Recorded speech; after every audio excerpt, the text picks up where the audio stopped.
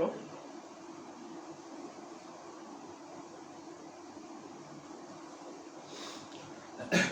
चलिए हम लोग इतिहास में, मॉडर्न हिस्ट्री में यूरोपीय कंपनियों के स्थापना से लेकर यूरोपीय कंपनियों के आगमन, ये सब की चर्चा कर चुके हैं। क्षेत्रीय शक्तियों के साथ अंग्रेजों के संबंध, इस पे हम लोगों की चर्चाएं आगे गतिमान थी और उसमें हम लोगों ने देखा कि कंपनियों के मध्य जो कर्नाटक के युद्ध होते हैं, अंग्रेजी और फ्रांसीसी कंपनियों के मध्य कर्नाटक के युद्ध, इसकी चर्चा हम लोगों ने की, इस पे अध्ययन किया। इसके बाद आपने देखा कि आंग्ल मैसूर संबंध, आंग्ल मैसूर युद्ध, इसके विषय में भी हम लोगों ने अध्ययन किया। पंजाब के साथ उसके क्या संबंध थे, ठीक है। अब किस तरीके से प्रथम आंग्ल पंजाब युद्ध और द्वितीय आंग्ल पंजाब या सिख युद्ध के से इन्होंने किस तरीके से पंजाब को अपने साम्राज्य में विलय किया, ठीक है। अब हम क्षेत्रीय शक्तियों में 2-3 शक्तियां और हमारी हैं, ठीक है, उसको हम देखकर फिर हम देखते हैं कि किस तरीके से राजनीतिक अपने संप्रभुता की, अपनी प्रभुसत्ता की स्थापना अंग्रेजों ने की, ठीक है। तो उस स्थापना के क्रम में आज हम आंग्ल मराठा संबंध, ठीक है, मराठों के साथ क्या संबंध था। मराठा मैंने आपको पढ़ाया, मराठा में शिवाजी से लेकर पेशवा के शासनकाल, इसकी भी चर्चा हुई, ठीक। अब हम देखते हैं कि जब बंगाल में अंग्रेजी सत्ता की स्थापना होती है प्लासी के युद्ध के बाद से, बक्सर के युद्ध, ठीक है, उन्होंने कैसे अपने जो क्षेत्रीय शक्ति हुई उनके साथ कैसे रिलेशन डेवलप किया, उस क्रम में हम क्या करते हैं आज आंग्ल मराठा संबंध, ठीक है। आप लोग हेडिंग डाल लीजिएगा, आंग्ल मराठा संबंध,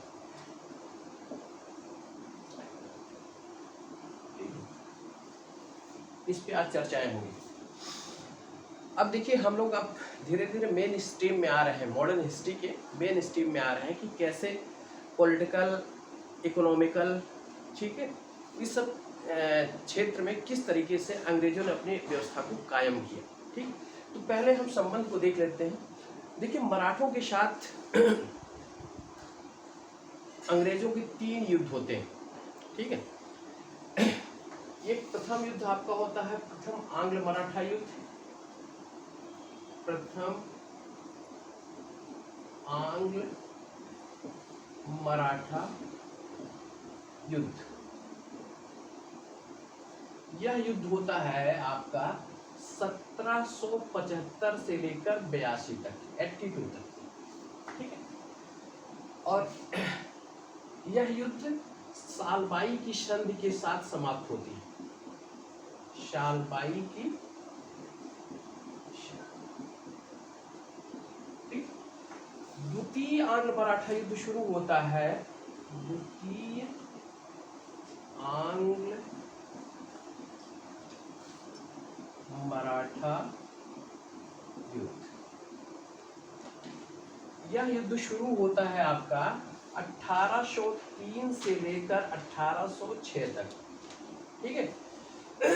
इस युद्ध के दौरान मराठा जो संघ था, उस संघ में 5 लोग शामिल थे। मराठा संघ में शामिल कौन कौन था? एक तो पेशवा था जो उसका प्रमुख था।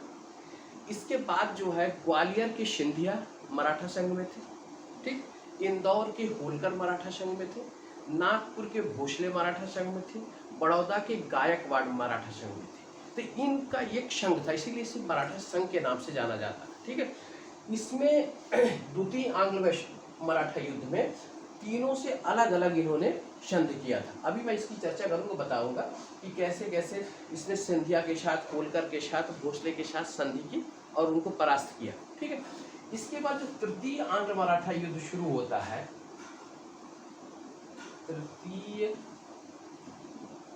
आंग्ल मराठा, ठीक। यह युद्ध शुरू होता है 1817 से लेकर 1818। इस युद्ध में अंग्रेजों ने मराठों को पूरी तरीके से परास्त किया और मराठा साम्राज्य का विलय अंग्रेजी साम्राज्य में हो गया, ठीक है। तो अब हमें याद क्या करना है, इसमें ध्यान क्या देना है, इसी से प्रश्न हमारे कमीशन के द्वारा पूछे जाएंगे, तो पूछे जाने की संभावना कहाँ रहती है कि आपकी जो युद्ध हुए वो कब से शुरू हुए, ठीक है, युद्ध के बाद जो संधि हुई, कौन कौन सी संधि किस युद्ध के दौरान हुई, इस पे ध्यान देना है, और किन किन मराठा संघ के किन किन क्षेत्रीय शक्तियों के साथ उन्होंने अंग्रेजों ने युद्ध किया, ठीक है। अब हम आते हैं पहले आंग्ल मराठा युद्ध के विषय में, ठीक है, आप इसको नोट कर लीजिएगा। 1775 से लेकर 82 तक प्रथम आंग्ल मराठा युद्ध, द्वितीय आंग्ल मराठा युद्ध 1803 से लेकर 1806 के बीच में, और तृतीय आंग्ल मराठा युद्ध 1817 से लेकर 1818 के बीच में, ठीक है। तो हम आते हैं प्रथम आंग्ल मराठा युद्ध पर।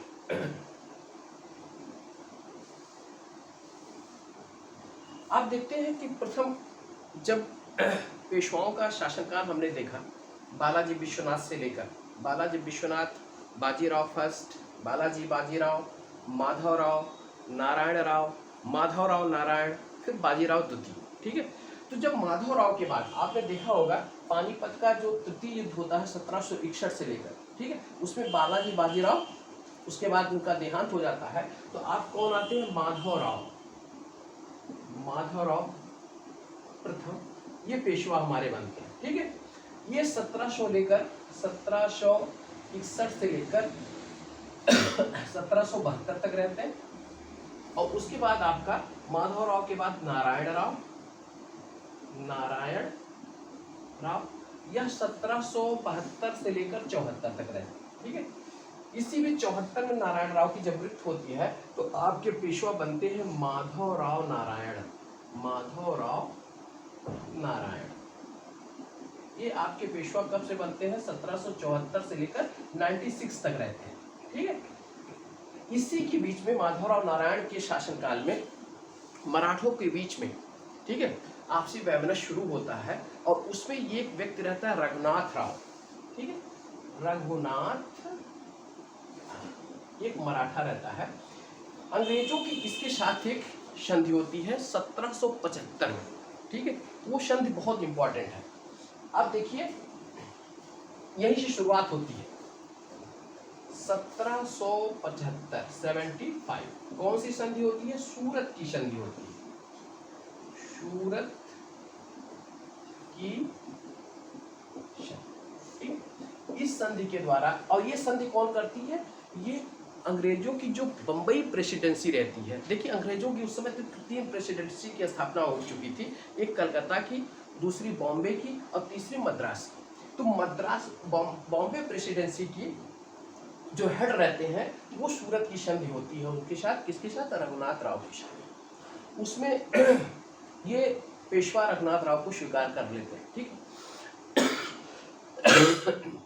लेकिन यह कलकत्ता की जो सर्वोच्च परिषद है वो उसके मानने से इनकार कर देती है, ठीक है। तो आप देखिए कि इसकी जड़ इसी जगह है, सूरत की संधि में, क्योंकि पेशवा होना किसको चाहिए था, माधवराव नारायण को होना चाहिए था, और यह क्या किया इसने, रघुनाथ राव ने, इसने बॉम्बे प्रेसिडेंसी के साथ संधि करके पेशवा का पद उससे छीन लिया था, ठीक है। लेकिन कलकत्ता की जो सर्वोच्च परिषद थी वो उसको मानने से इनकार कर दी थी। यहाँ से प्रतिद्वंदता शुरू होती है, और आंग्ल और मराठा यानी कि अंग्रेजों और मराठों के बीच में यह संघर्ष शुरू हो जाता है। संघर्ष शुरू होने के बाद ये करीब 7 वर्ष तक चलता है।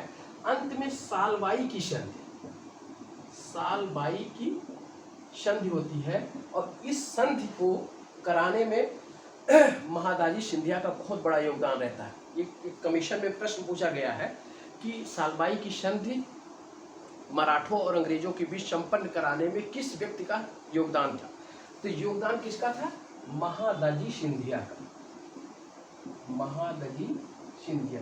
ये महादाजी सिंधिया वही है जो शाह आलम द्वितीय को 1771 में दिल्ली की गद्दी पर बैठाए थे, ठीक है। जब मैंने आपसे कहा था इसके पहले कि शाह आलम द्वितीय जब शासक बनता है, मुगल का बादशाह बनता है, तो वो 12 साल तक करीब दिल्ली की गद्दी पर नहीं बैठता।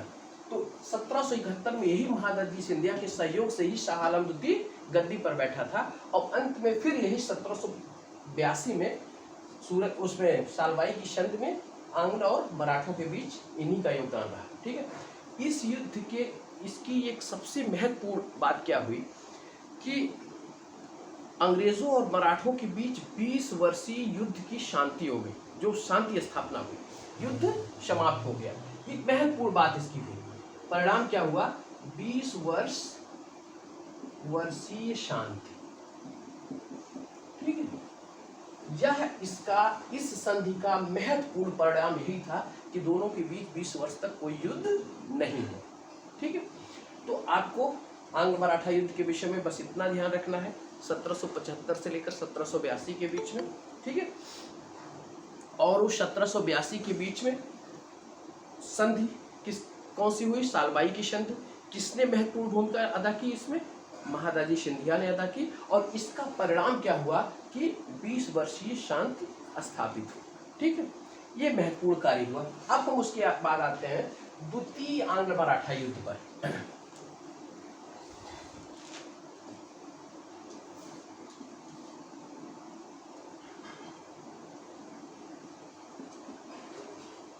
द्वितीय आंग्ल मराठा।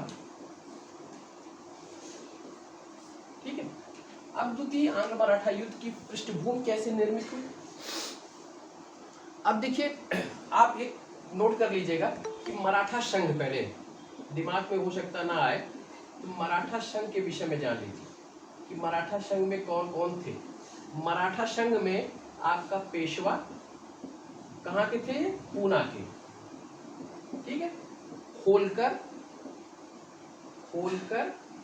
ये कहाँ के थे? इंदौर के। ठीक, उसके बाद भोसले ये कहाँ के थे? नागपुर के। इनका मुख्यालय कहाँ था? नागपुर। इसके बाद आपका सिंधिया ये ग्वालियर के। ठीक, और बड़ौदा गायकवाड़ ये कहाँ के थे? बड़ौदा के। ठीक, ये मराठा संघ में 5 लोग शामिल थे, जिसपे हेड कौन था? पेशवा पूना के, होलकर इंदौर के, भोसले नागपुर के, सिंधिया ग्वालियर के और बड़ौदा के गायकवाड़। ठीक है,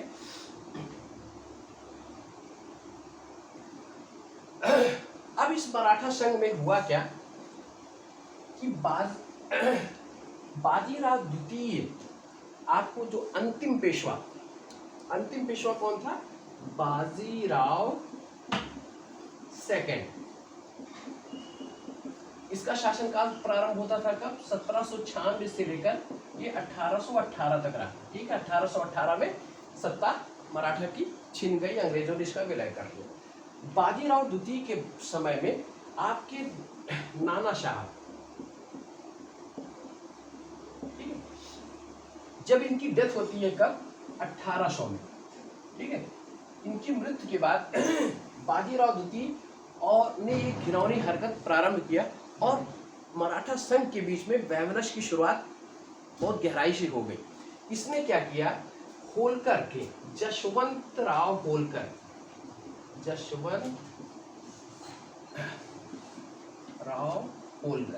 ठीक है, इसकी शुरुआत कहाँ से होती है जरा देखिएगा। इनके भाई, इनका नाम था बिट्ठू जी। ठीक है, इसकी हत्या कौन करा देता है? बाजीराव द्वितीय। ठीक है, जसवंत राव होलकर के भाई बिट्ठू जी की हत्या कर देता है। ठीक, अब इससे क्रुद्ध होकर होलकर जो है इस पे आक्रमण करता है। तो वो किस पे आक्रमण करता है? सिंधिया और पेशवा पर। वो सिंधिया की सेना, सिंधिया प्लस पेशवा, ठीक है, पर आक्रमण करता है। अब मराठा जो संघ है उसी के बीच अपनी शत्रुता प्रारंभ होती है। ठीक है, और शत्रुता की शुरुआत कहाँ से हो गई थी? वो 1775 से ही हो गई थी। ठीक है, अब जब आक्रमण करता है तो ये बाजीराव मतलब परास्त करता है होलकर, और पेशवा भाग कर कहाँ जाता है? अंग्रेजों के पास। ठीक है, अंग्रेजों के पास जब भाग कर जाता है तो उसने 1802 में, ठीक है, 1802 में अंग्रेजों से वशीन की संधि करता है।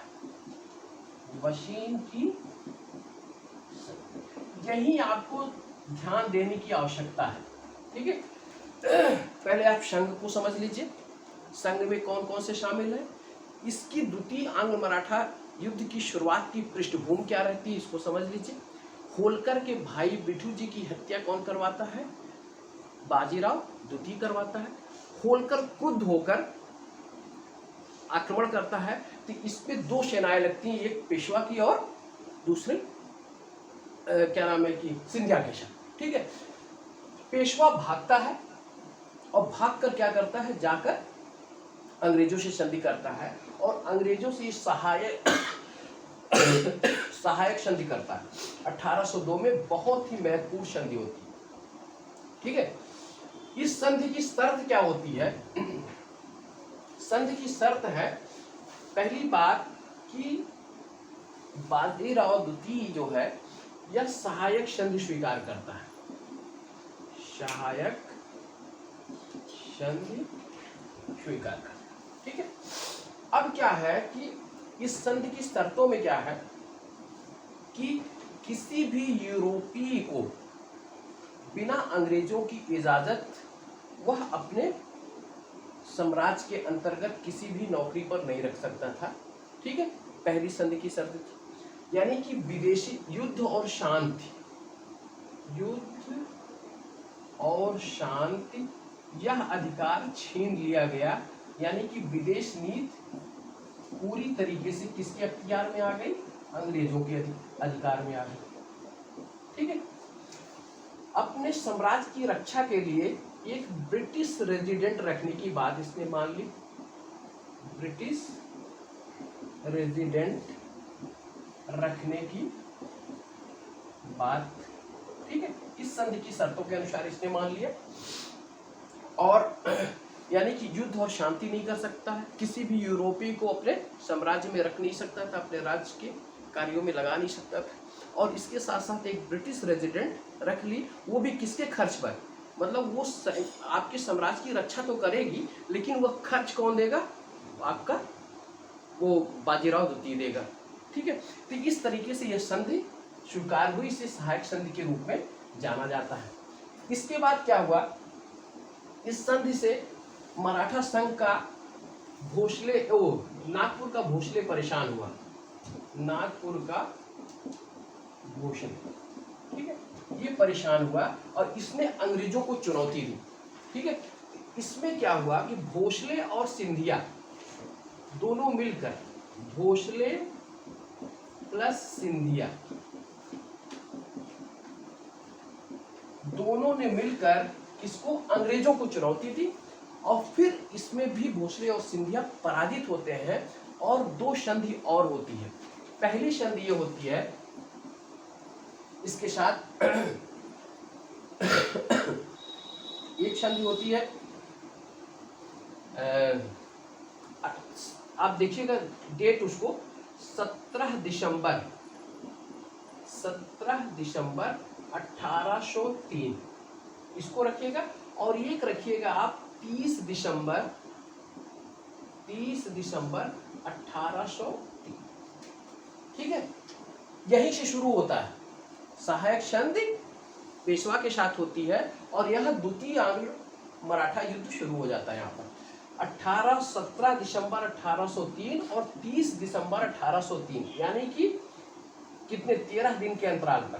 पहली संधि होती है देवगांव की संधि, देवगांव की संधि, यह संधि होती है भोसले के साथ, और दूसरी होती है सुरजी अर्जुन गांव की संधि, सुरजी अर्जुन गांव की संधि।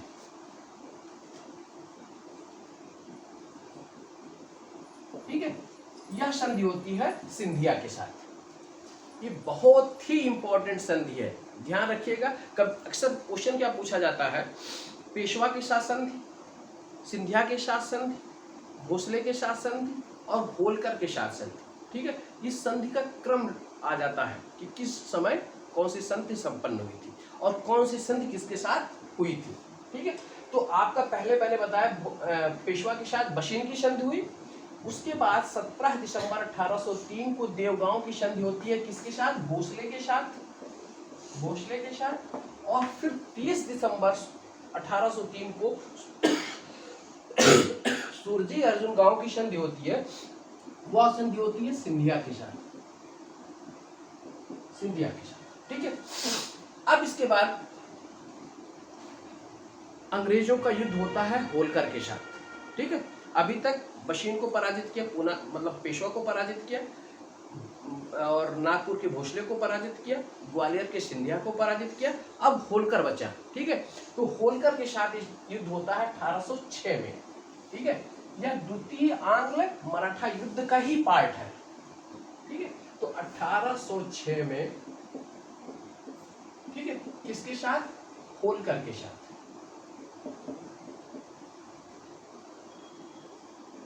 ठीक।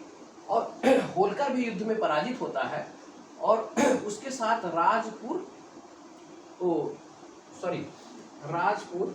घाट की संधि होती है, राजपुर घाट की यह संधि होती है 1806। ठीक है। और द्वितीय आंग्ल मराठा युद्ध इसी समय समाप्त होता है। ठीक।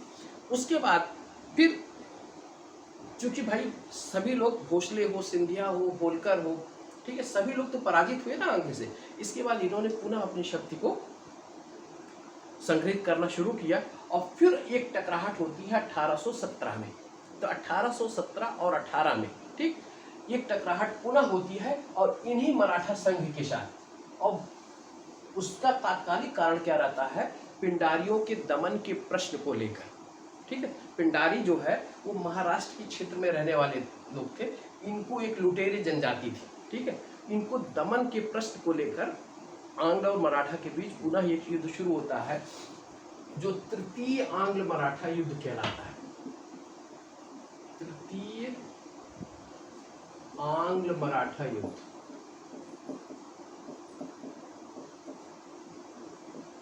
ठीक है। यह युद्ध होता है 1817 से 1818 के बीच। ठीक है। तात्कालिक कारण क्या रहता है? पिंडारियों का दमन, पिंडारियों का। ठीक। और इस संधि के, इस युद्ध में भोसले पराजित होते हैं, सिंधिया पराजित होते हैं, होलकर पराजित होते हैं, पेशवा पराजित होते हैं, और 1818 में मराठा का विलय, मराठा राज्य का विलय अंग्रेजी साम्राज्य में हो जाता है, अंग्रेजी साम्राज्य। ठीक। अब मैं पुनः एक बार रिपीट कर देता हूं। प्रथम आंग्ल मराठा युद्ध 1875 से लेकर 1882 के बीच में सालबाई की संधि के द्वारा समाप्त हुआ, और इस संधि को कराने में महादाजी सिंधिया का महत्वपूर्ण योगदान रहा, और इस संधि के द्वारा 20 वर्षीय शांत मराठों और अंग्रेजों के बीच उत्पन्न हुआ। द्वितीय आंग्ल मराठा युद्ध शुरुआत कहाँ से होती है? होलकर, जसवंत राव होलकर के भाई बिट्ठू जी की हत्या पेशवा के द्वारा होती है। होलकर पेशवा को पराजित करने के लिए उस पर आक्रमण करता है। पेशवा भाग कर जाता है अंग्रेजों के पास, बेशिन की संधि करता है। ठीक है। वह सहायक संधि जब होता है तो इस मराठा संघ के अन्य लोगों को बड़ा अखरता है इस। ठीक है। तो इसने क्या किया, उसमें भोसले और सिंधिया इन दोनों ने अंग्रेजों के विरुद्ध मोर्चा खोला, लेकिन भोसले और सिंधिया दोनों परास्त होते हैं। देवगांव की संधि भोसले के साथ होती है 17 दिसंबर 1803 को। फिर उसके बाद 30 दिसंबर 1803 को सुरजी अर्जुन गांव की संधि होती है, वह सिंधिया के साथ होती है। इसके बाद आपके होलकर भी पराजित होता है, और 1806 में उसमें राजपुर घाट की संधि से यह द्वितीय आंग्ल मराठा युद्ध समाप्त होता है। तृतीय आंग्ल मराठा युद्ध में क्या होता है कि 1817 से लेकर 1818 के बीच में पिंडारियों के दमन के प्रश्न को लेकर मराठा और अंग्रेज दोनों आमने सामने होते हैं। मराठा संघ पूरी तरीके से इस युद्ध में भाग लेता है। लेकिन यह परास्त होता है और 1818 में मराठा राज्य का विलय कर लिया जाता है अंग्रेजी साम्राज्य में। ठीक है, ये हो गए। अभी तक हमने क्या किया, कर्नाटक का देखा मैंने, हैदराबाद का देखा, मैसूर का देखा, पंजाब का देखा और मराठा का देखा। अब दो क्षेत्रीय शक्तियां और थी, ठीक है, या अंग्रेजों के साथ दो आप रिलेशंस को और यहाँ पे देख लें। एक है आपका आंग्ल बर्मा और एक दूसरा है आंग्ल अफगान। ठीक है, इनको भी थोड़ा सा ध्यान में रखें आप।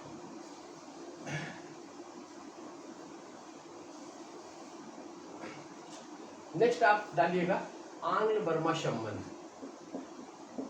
आंग्ल बर्मा संबंध। ठीक है,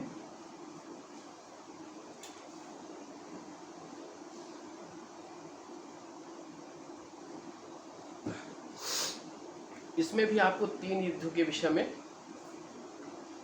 जानकारी रखनी है। अंग्रेजों का बर्मा के साथ 3 युद्ध संपन्न हुए थे। एक युद्ध में आपका प्रथम आंग्ल बर्मा युद्ध, प्रथम आंग्ल बर्मा, ठीक, यह युद्ध हुआ था 1824 से लेकर 1826 तक। ठीक, प्रथम आंग्ल बर्मा। द्वितीय आंग्ल बर्मा युद्ध हुआ था, द्वितीय आंग्ल बर्मा युद्ध, यह युद्ध हुआ था 1852 में, 52। और तृतीय आंग्ल बर्मा युद्ध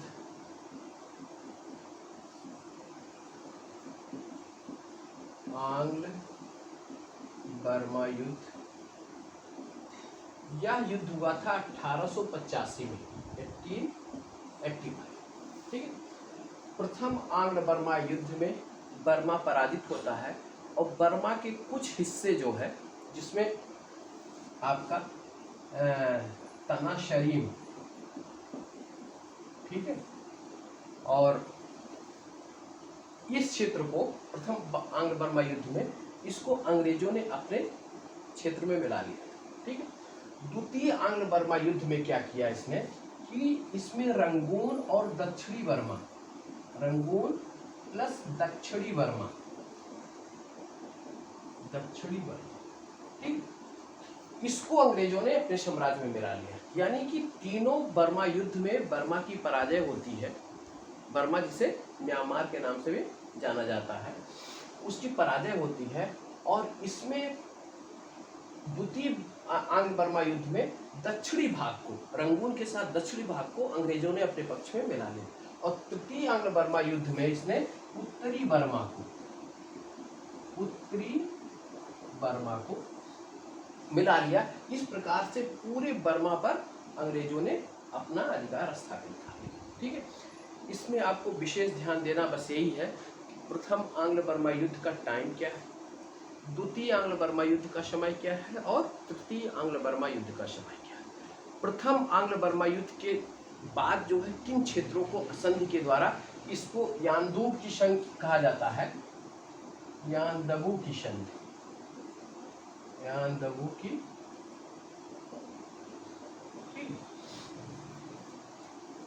इसको अपने पक्ष में मिला लेता है।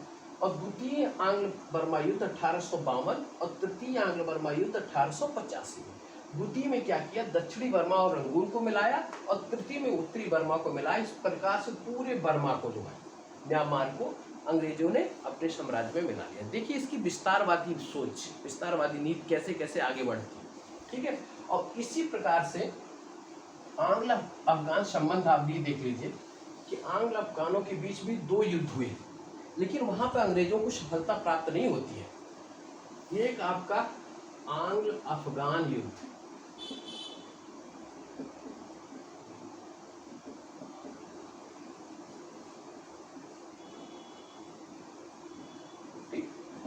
यह युद्ध शुरू होता है 1839 से लेकर 42 तक। ठीक, द्वितीय आंग्ल अफगान युद्ध शुरू होता है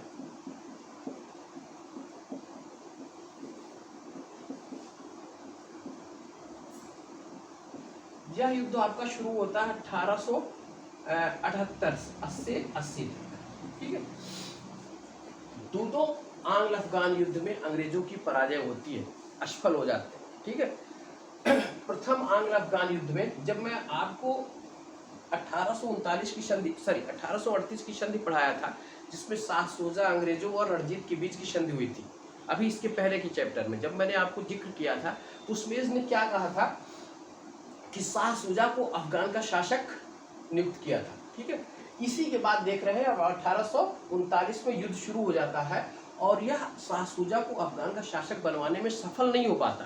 ठीक, और उस समय पराजय के बाद दोस्त मोहम्मद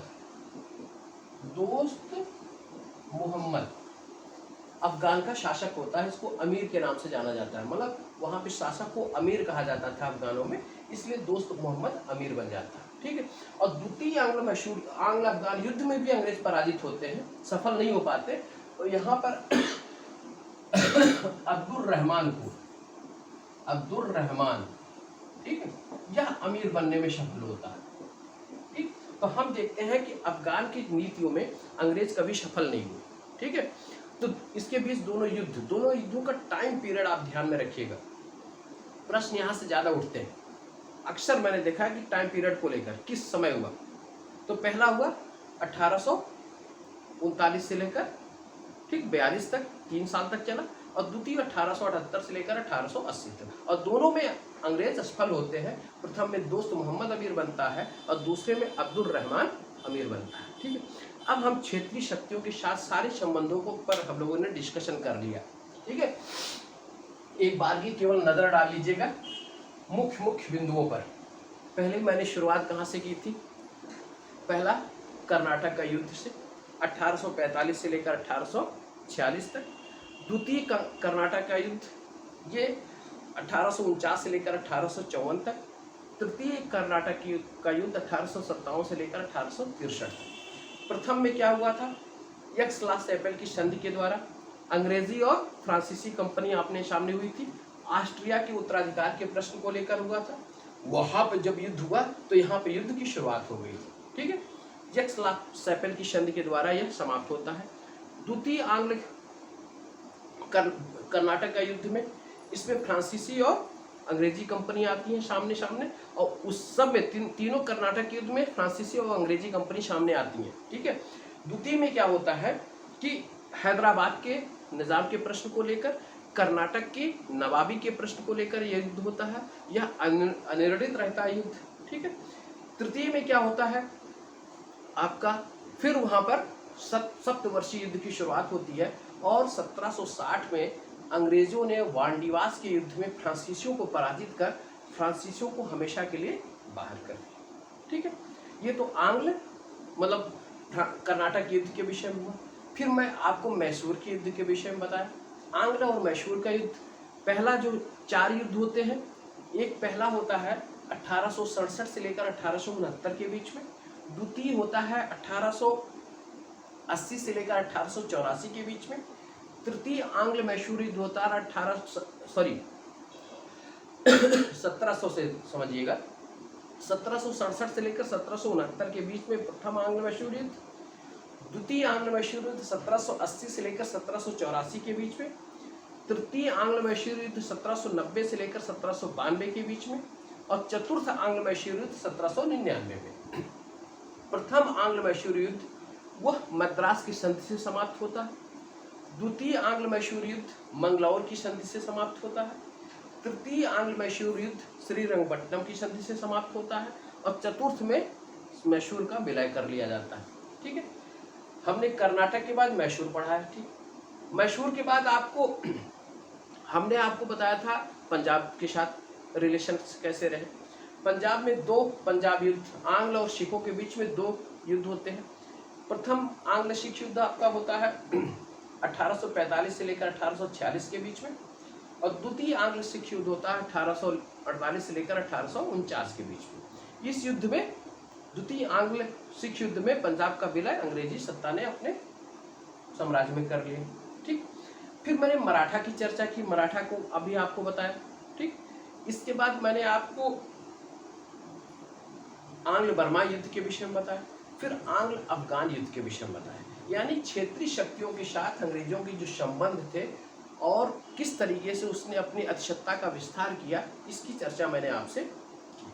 ठीक है, अब देखिए किस तरीके से, चूंकि हम प्रीलिम्स का आरओ का प्रीलिम्स किस तरीके से हमको क्वालिफाई करना है, उस नीति पर अब चलने का हम लोग प्रयास करें। बहुत गहराई में जाना नहीं है, ठीक है, गहराई में हम लोग मेंस के दौरान अध्ययन करेंगे। अभी क्या है, इसका विस्तार हम लोग देखते हैं। ठीक, अब हमको कैसे मॉडर्न हिस्ट्री को दिमाग में रखें, ठीक, किस तरीके से उसको रखें कि हमारी एकदम विजन भी क्लियर रहे और हमारे फैक्ट्स जो है वो हमारे दिमाग में सेट होते जाए। ठीक है, मॉडर्न हिस्ट्री की जो शुरुआत मैंने आपसे की थी वो यूरोपीय कंपनियों के आगमन, उसकी स्थापना और जगह जगह किस तरीके से फैक्ट्रियों के बाद उन्होंने अपने को सुदृढ़ बनाने का कार्य किया था। 1757 का युद्ध, प्लासी का युद्ध, 1764 का बक्सर का युद्ध, इसके बाद राजनीतिक सत्ता का विस्तार, क्षेत्रीय शक्तियों के साथ उनके संबंध और क्षेत्रीय शक्तियों के अब उनकी प्रशासनिक नीतियां कैसे क्रियान्वित होती है। ठीक है, और वहां से लेकर 1757 से शुरू होकर 1947 तक उन्होंने कैसे किस अपने पॉलिटिकल सिस्टम को डेवलप किया, इकोनॉमिकल सिस्टम को उन्होंने कैसे डेवलप किया, इस पे अब हम लोग चर्चा करेंगे। ठीक है, तो पहली बार हम चाहते हैं कि पॉलिटिकल सिस्टम के तहत उन्होंने कैसे अपने अधिसत्ता का प्रसार किया, किस गवर्नर जनरल के शासनकाल में या गवर्नर के शासनकाल में या वायसराय के शासनकाल में उन्होंने अपने कार्य को अंजाम तक पहुंचाया। तो आप पहले गवर्नर का देख लीजिए कि उस किसके अंडर में उन्होंने कार्य किया। तो गवर्नर का एक लिस्ट अगर आपके दिमाग में आएगी, ठीक है, बन जाएगी, तो आपको बहुत आसानी से मॉडर्न हिस्ट्री समझ में आ जाएगी। ठीक है, आपने देखा कि बंगाल में 1757, ठीक, बंगाल में सत्ता स्थापित होती है प्लासी के युद्ध के बाद। ठीक, और फिर उसका जो है 1764 में बक्सर के युद्ध के बाद, ठीक, यह मुख्यतः अपनी जड़ जमा लेते हैं। 1757 में युद्ध के बाद इसने क्या किया, अपनी प्रशासकीय नीतियों को लागू करने के लिए बंगाल में गवर्नर की देखरेख में आगे कार्य करने का शुभारंभ किया। पहला क्या है, अब आप क्या करेंगे, बंगाल के गवर्नर, बंगाल के गवर्नर, ठीक, इस बंगाल के गवर्नर में पहला आपका है क्लाइव। ठीक, यह 1757 से लेकर 1760 तक गवर्नर रहा। पदनाम जरा देखिएगा, बंगाल का गवर्नर। ठीक, क्लाइव के बाद दूसरे नंबर पे हालवेल आते हैं, हाल 1760 में आते। तीसरे नंबर पर आपका बेंस्टार्ट आते हैं, बेंसीटार्ट, यह 1760 से लेकर 65 तक। ठीक, उसके बाद पुनः आपका क्लाइव आ जाता है, ये चला जाता है वहां इंग्लैंड और पुनः वापस आता है क्लाइव। यह 1765 से लेकर 67 तक, 67 तक रहता है। इसी क्लाइव के ही काल में आपकी इलाहाबाद की संधि होती है। ये प्रश्न पूछा जा चुका है कमीशन के द्वारा। कहा गया है कि इलाहाबाद की संधि के दौरान बंगाल का गवर्नर कौन था। ठीक है, ये क्वेश्चन आया है। इसके साथ साथ ये कहा गया है कि इलाहाबाद की संधि किनके किसके मध्य हुई थी। ठीक है, जिसमें आप एक शाह आलम, फिर एक शुजाउद्दौला और तीसरा है क्लाइव। तो वहाँ क्लाइव शामिल था इलाहाबाद की संधि में, ध्यान रखिएगा, बहुत इंपॉर्टेंट फैक्ट है। तो ये आपका क्लाइव हुआ 1765 से लेकर 1767। उसके बाद आपका वेरेल्स्ट आते हैं, वेरेल्स्ट, ठीक है। यह 1767 से लेकर 69 तक, ठीक है। और उसके बाद कर्टियर आते हैं, कर्टियर, ठीक, 1769 से लेकर 72, ठीक। ये बंगाल के गवर्नर के रूप में, इसका नाम इसी क्रम में आप लोग याद रख लीजिएगा। क्लाइव 1757 से 60, हालवेल 1760 में, वेंस्टार्ट 1760 से 1765, फिर क्लाइव आता है 1765 से 67, फिर वेरेल्स आते हैं 1767 से 69, और कर्टियर आते हैं 1769 से 72, और फिर इसी जगह आगमन होता है वारेन हेस्टिंग्स का, वारेन हेस्टिंग्स, ठीक है। वारेन हेस्टिंग्स 1772 से लेकर 72 से लेकर 85 तक बंगाल का गवर्नर रहता है। लेकिन ध्यान रखिएगा 1772 से लेकर 74 तक ही, 74 तक, यह बंगाल की गवर्नर के नाम से रहता है, और उसके बाद ये बंगाल का गवर्नर पदनाम चेंज होकर बंगाल का गवर्नर जनरल पदनाम हो जाता है, ठीक है। तो यह वारेन हेस्टिंग्स 1772 से लेकर 74 तक क्या रहता है, बंगाल का गवर्नर, ठीक है। इसके बाद नाम क्या हो जाता है, बंगाल का गवर्नर, ठीक है। अगर एक प्रश्न कभी आपके आ जाए कि बंगाल का अंतिम गवर्नर कौन था, ध्यान रखिएगा इस पे, बंगाल का अंतिम गवर्नर वारेन हेस्टिंग्स, ठीक है। बंगाल का प्रथम गवर्नर जनरल कौन था, तो भी वारेन हेस्टिंग्स, ठीक है। इसको ध्यान में रखना आप, और इसकी लिस्ट दिमाग में 4-4, 5-5 करके आप दिमाग में बैठाते जाइएगा, 2 बार 4 बार पढ़िएगा, आपके दिमाग में शिफ्ट हो जाएगा। फिर आगे हम देखते हैं, चूंकि इसका कार्यकाल कब से कब तक रहता है, 72 से लेकर 85 तक, लेकिन 72 से लेकर 74 तक ही गवर्नर रहता है। उसके बाद क्या बन जाता है, गवर्नर जनरल बन जाता है। अब हम यहाँ फिर आते हैं,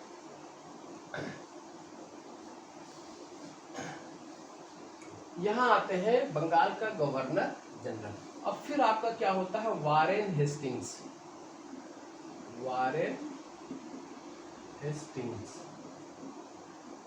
ठीक। यह 1774 से लेकर 85 तक रहता है, ठीक।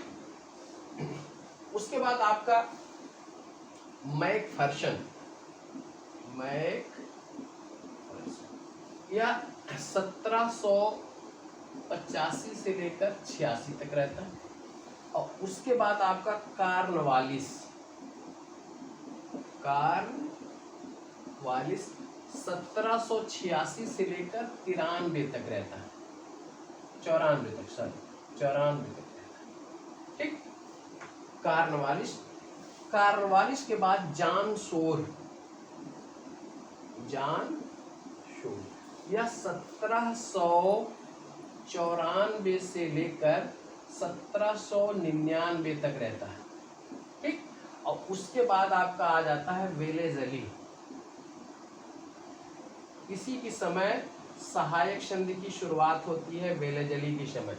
अगर प्रश्न कई बार आया है कि सहायक संधि की शुरुआत करने वाला गवर्नर जनरल कौन था, तो उसका नाम है वेलेजली। यह 1799 से लेकर 1805 तक रहता है। उसके बाद पुनः कार्नवालिस का आगमन होता है, कार्नवालिस पुनः आता है, ठीक। और यह 1805 में ही आता है, और फिर 1805 के बाद इसका देहांत हो जाता है, इसको मार दिया जाता है, कार्नवालिस, ठीक। इसके बाद आपका जॉर्ज बार्लो,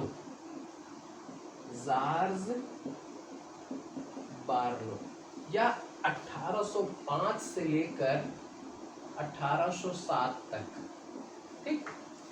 1805 से लेकर 1807 तक जॉर्ज बार्लो रहता है।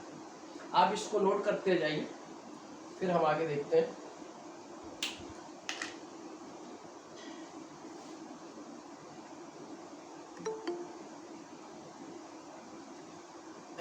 आवाज और बोर्ड दोनों साफ साफ स्पष्ट नजर आ रहे हैं सब?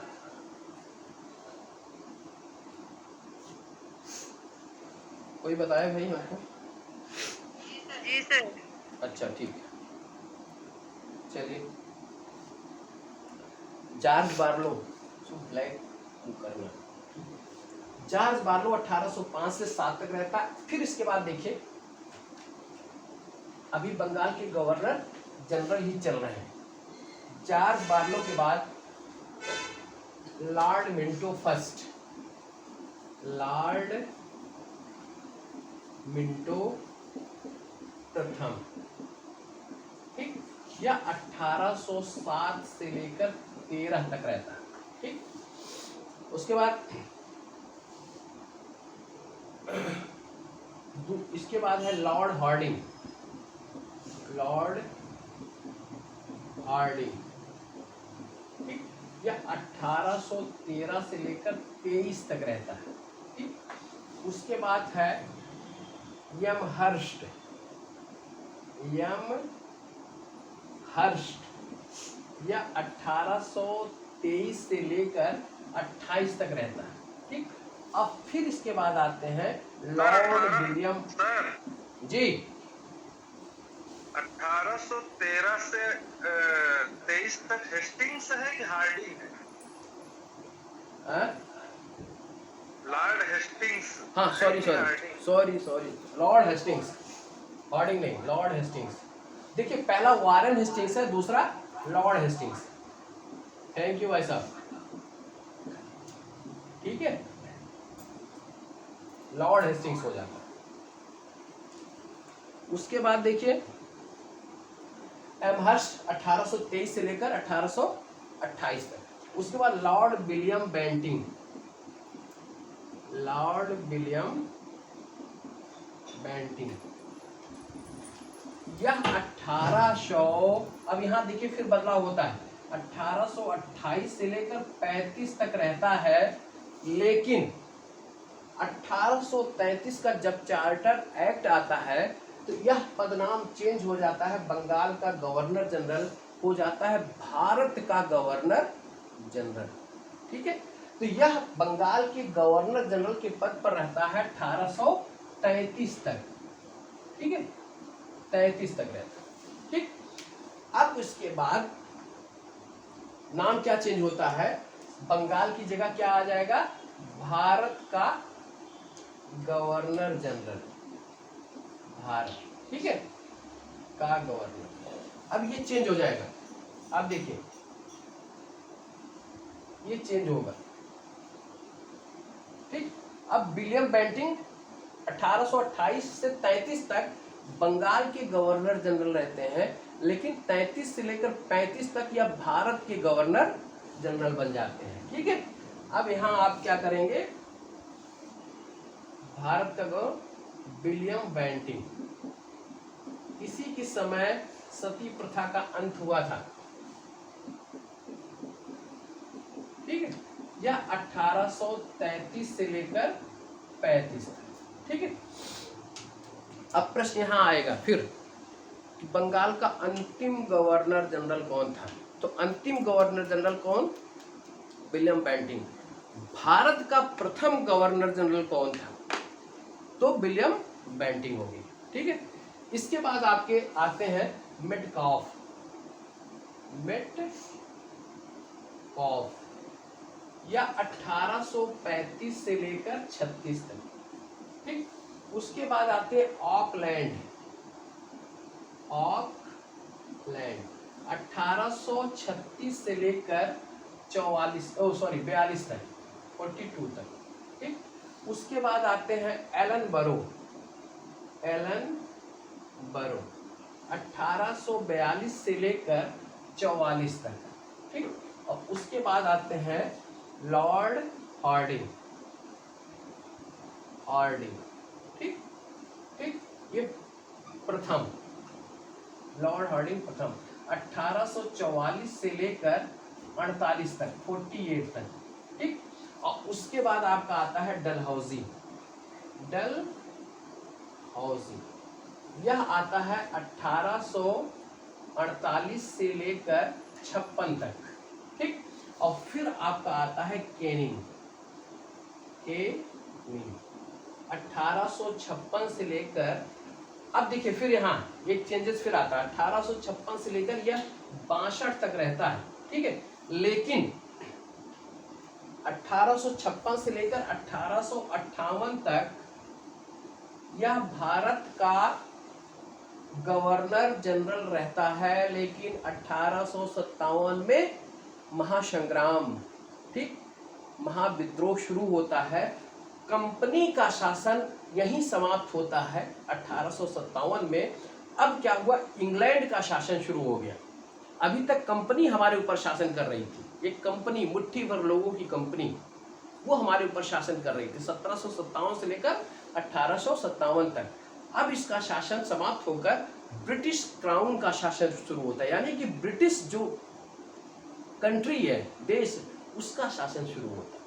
और जब शासन शुरू होता है तो गवर्नर जनरल का नाम बदलकर भारत का वायसराय कर दिया जाता है। क्या हो जाएगा, भारत का वायसराय, भारत का वाय, ठीक। अब प्रश्न यहां होगा, भारत का प्रथम वायसराय कौन था, तो लॉर्ड कैनिंग। भारत का अंतिम गवर्नर जनरल कौन था, तो लॉर्ड कैनिंग, ठीक है। उसका टाइम पीरियड सिर्फ चेंज होता है, 1856 से लेकर 1858 तक वह भारत का गवर्नर जनरल होता है, और फिर 1858 से लेकर 62 तक भारत का वायसराय बन जाता है, ठीक है। अब यहाँ वायसराय चलेगा।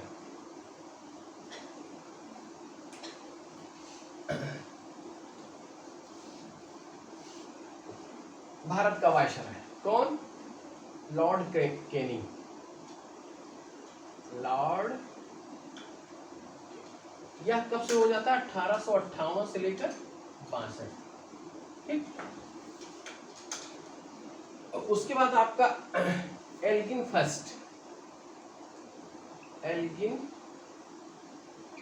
प्रथम, ये 1862 से लेकर 63 तक। फिर Lawrence, John Lawrence, John Lawrence 1863 से लेकर 68 तक, 63 क्या है, 64 में शुरू होता है, 64 से लेकर 69 तक। फिर उसके बाद आपका मेयो, जॉन मेयो, भारत की प्रथम जनगणना इसी के समय शुरू हुआ, जॉन मेयो 1869 से लेकर 72 तक, ठीक। फिर उसके बाद आपके आते हैं नॉर्थ ब्रुक, ब्रुक 1872 से लेकर, सॉरी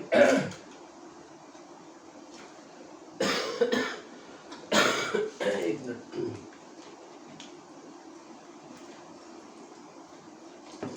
1872 से लेकर 76 तक।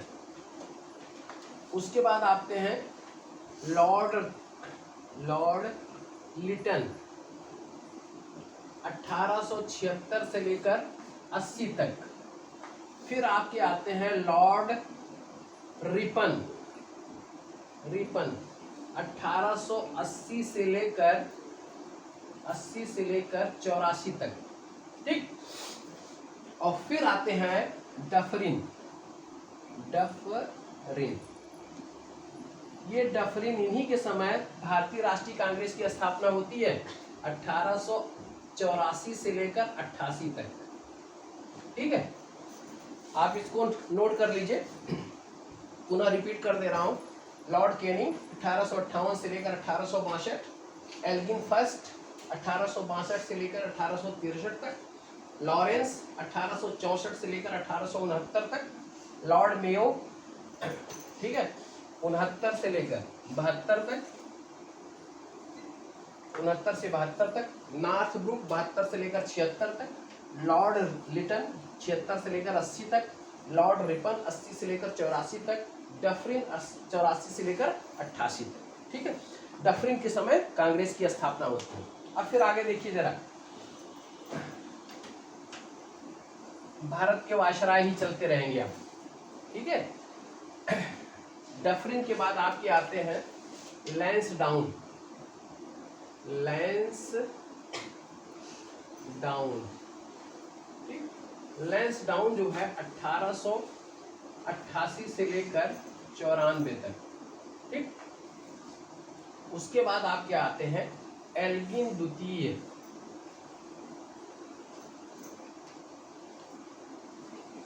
1894 से लेकर 99 तक। और फिर आता है लॉर्ड कर्जन।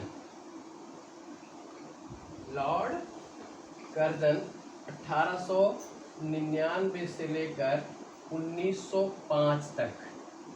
ठीक, उसके बाद आपका आता है लॉर्ड मिंटो। लॉर्ड मिंटो 1905 से लेकर 10 तक। ठीक है, अब देखिए इसको लॉर्ड मिंटो द्वितीय इसको कहेंगे। लॉर्ड मिंटो प्रथम कहाँ था? 1807 से लेकर 1813 के बीच में। लॉर्ड मिंटो द्वितीय कहाँ आ गया? 1905 से लेकर 1910 के बीच में। उसके बाद आपका आ गया लॉर्ड हार्डिंग द्वितीय। हार्डिंग द्वितीय या 1910 से लेकर 16 तक। ठीक, उसके बाद हार्डिंग द्वितीय के बाद लॉर्ड चेम्सफोर्ड। क्या नाम है? चेम्सफोर्ड या 1916 से लेकर 21 तक। 1921 तक। ठीक, उसके बाद लॉर्ड रीडिंग। रीडिंग 1921 से लेकर 26 तक। ठीक, उसके बाद आपके आते हैं लॉर्ड इरविन। इरविन 26 से लेकर 1926 से लेकर 31 तक। ठीक है, ये आपके इधर पुनः रिपीट करते रहे। लैंसडाउन 1888 से 94, एल्गिन द्वितीय 94 से लेकर 99, लॉर्ड कर्जन 1899 से लेकर 1905, लॉर्ड मिंटो 1905 से 1910, लॉर्ड मिंटो द्वितीय, लॉर्ड हार्डिंग द्वितीय 1910 से लेकर 1916, लॉर्ड चेम्सफोर्ड 1916 से लेकर 1921, लॉर्ड रीडिंग 1921 से लेकर 1926, लॉर्ड इरविन 1926 से लेकर 1931। ठीक है, इसके बाद देखिए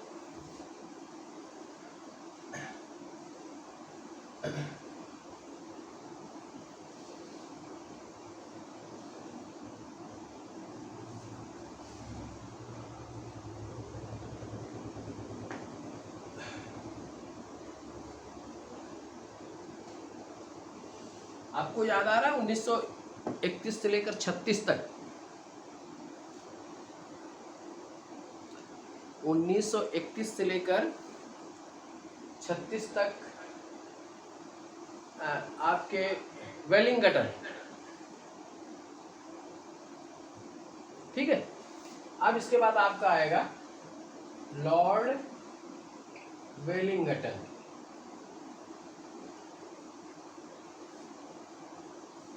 1931 से 36। और फिर आपका लॉर्ड लिनलिथगो। लिनलिथगो। ठीक, 1936 से लेकर 42 तक। फिर आपका बेवेल। 1942 से लेकर 45 तक। ठीक है, और फिर उसके बाद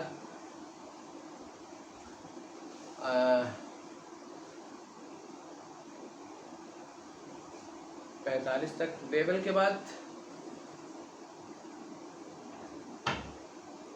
के बाद कौन आते हैं पता है? एक मिनट। 36 से लिनलिथगो हो गए, फिर बेबल हो गए। बेबल के बाद आपका लॉर्ड माउंटबेटन। लॉर्ड माउंट, ठीक है, यह आपके। लेकिन लॉर्ड माउंटबेटन बेबल के बाद एक और आपके हैं,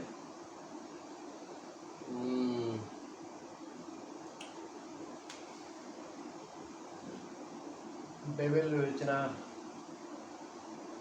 ओ सॉरी, 1 मिनट के लिए।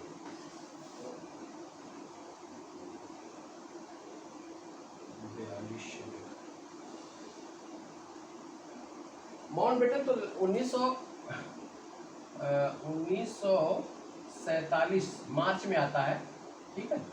तो उसके पहले आपका बेबल के पहले एक लोग और हैं, दिमाग स्ट्राइक नहीं कर रहा है। आपके थोड़ा सा प्रशांत जी, वेलिंगटन और वेलिंगटन के बाद लिनलिथगो के बाद आपके बेबल के बाद माउंटबेटन, ठीक है। यही है, एक स्ट्राइक कर रहा है दिमाग से, ठीक है। अभी वो क्लियर नहीं हो रहा है।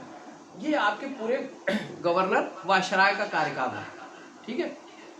तो इस तरीके से हम देखते हैं कि इनकी सत्ता, प्रभुसत्ता जो शुरू होती है, ठीक है, वह किस तरीके से किनके गवर्नर जनरल वायसराय के शासनकाल में कैसे वो आगे बढ़ती है, ठीक है। अब हम आज का लेक्चर यहीं पे समाप्त करेंगे, क्योंकि इसके बाद हम आएंगे कि देशी रियासतों के साथ संबंधों में किन नीतियों के साथ इन्होंने किन नीतियों के साथ उस संबंध को विकसित करने का प्रयास किया, ठीक है। जैसे देशी रियासतों के साथ संबंध में हम देखते हैं कि इसको ली वार्नर महोदय ने इसको 4 भागों में बांटा है, ठीक है। एक पहले भाग में इसने क्या किया, 1757 से लेकर 1813 के बीच में इनकी नीति थी। फिर 1813 से लेकर 1858 के बीच में नीति थी, ठीक। फिर 1858 से लेकर 1919 के बीच में थी, और फिर 1919 से लेकर 1947 के बीच में, ठीक है। यह देशी रियासतों के संबंध एक नीति का वो है, ठीक है। और फिर उसके बाद हम इनके इकोनॉमिकल सिचुएशन पे जाते हैं, किस तरीके से होती है। तो आज हम इसी जगह इसको समाप्त करते हैं। अब क्लासेस की शुरुआत जो है वो 9 बजे से ही होगी, ठीक है। तो आप लोग 9 बजे रेडी रहिएगा, 9 से 10 के बीच में, ठीक है। तो आप लोग इतना आप अपने रिवीजन करिएगा, जो समझ में ना आए फिर कॉल करिएगा, ठीक है। चलिए ठीक है, फिर आप लोगों को बहुत बहुत शुभकामनाएं, शुभ रात्रि।